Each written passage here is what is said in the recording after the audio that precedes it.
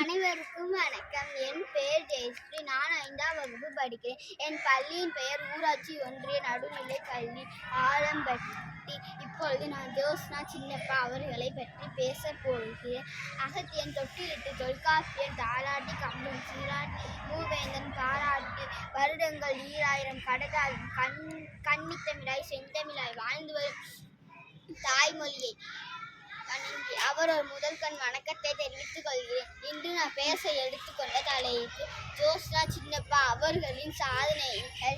இவர் செப்டம்பர் 15, 1986ஆம் ஆண்டு சென்னையில் பிறந்தார்.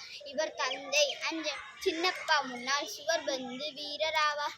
2003ஆம் ஆண்டு பிரிட்டனில் உள்ள ஸ்டெப்ஸில் நடைபெற்ற பிரிட்டிஷ் சுவர்பந்து பட்டத்தை வென்ற முதல் இந்திய பெண் என்ற பெருமை இவருக்கு உண்டு.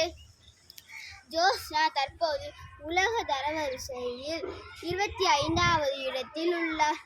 2014ஆம் ஆண்டு நடந்த ஆங்கில கிளாஸ்கோ நகரில் நடந்த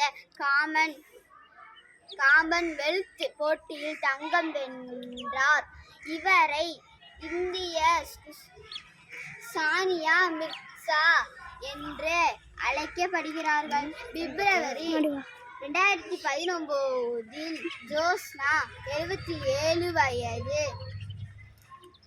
சீனியர் தேசிய